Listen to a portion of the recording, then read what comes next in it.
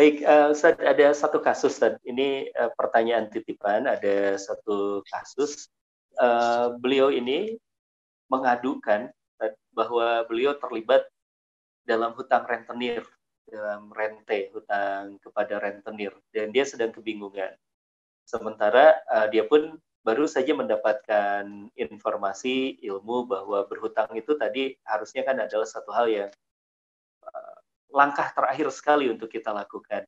Nah, beliau ingin menyelesaikan hutang kepada rentenirnya ini, tetapi ketika disarankan, kami sarankan misalnya, silakan Anda bisa datang ke perbankan syariah, kan itu mungkin bisa bantu juga lembaga kayak ekonomi syariah, tapi tetap jadi punya hutang kan, Ustaz.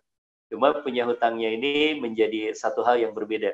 Apakah ini menjadi sebuah solusi, Ustaz, bagi orang-orang yang sudah terjebak hutang riba, lalu kemudian beliau ingin menyelesaikan masalah hutang ribanya ini, lalu beliau datang ke lembaga keuangan syariah. Apakah ini bisa dijadikan sebuah solusi, Ustaz, untuk keluar dari hutang riba ini, Ustaz? Ya, itu salah satu solusi yang tepat. Jadi misalnya saya punya kredit di bank konvensional atau di entitas lain yang menerapkan kredit berbunga, sehingga sebenarnya apa yang saya lakukan sebenarnya transaksi ribawi, tidak diperkenankan dan kategorinya maksiat besar. Nah, beragam cara sih. Kalau kita punya kemampuan finansial, udah tutup aja, lunasi sekaligus. Tapi kan boleh jadi tidak semua orang punya kemampuan finansial yang memungkinkan untuk itu. Maka salah satunya adalah bagaimana saat ini kita tidak bermuamalah dengan riba. Maka salah satunya adalah di take over aja. Take over ke bank syariah lain.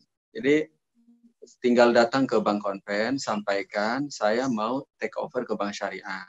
Atau kita datang ke salah satu bank syariah ke cabang, atau hari ini kita bisa pakai mobile banking atau bisa pakai telepon menyampaikan bahwa kita ingin kita punya kredit di salah satu bank konven dan ingin di take over. Nanti itu pengurusannya sungguh sangat mudah. Ada fatwanya, ada regulasinya. Namanya take over kredit dari bank konven ke bank syariah.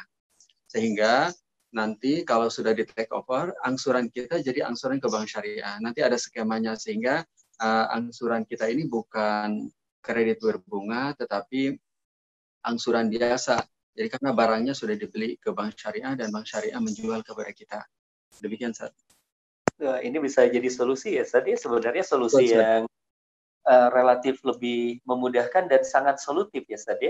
Daripada betul, misalnya ada juga, Ustaz, ini ada satu kasus ketika ada orang yang berhubungan dengan hutang riba, lalu dia menyadari bahwa ini urusan dengan riba, malah dia tidak mau bayar hutang ribanya ini dengan alasan, saya nggak mau lagi urusan sama riba.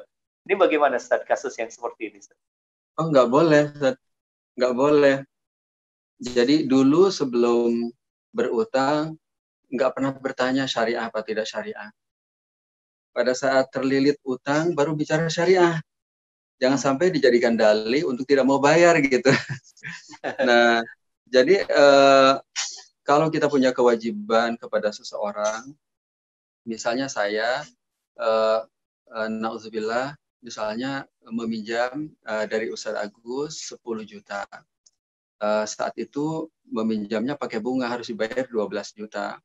Kemudian pada saat di tengah angsuran, saya sampaikan ke Ustadz Agus, Ustadz Agus, Ustadz itu bermuamalah dengan riba, berarti yang saya bayar cuma 10 aja, yang duanya nggak akan saya bayar karena itu riba. Nah, karena itu riba. Nah, itu boleh tidak bayar dengan syarat si kreditur merelakan. Jadi boleh tidak bayar bunganya dengan syarat si kreditur merelakan. Kreditur bilang, oh iya ya, memang ini riba, ya sudah deh, yang dibayar pokoknya aja supaya Allah ridho dengan kita, maka yang harus saya bayar cuma 10 juta. Tapi kalau kreditur tetap ngotot harus bayar sebagaimana perjanjian, ya memang bayar.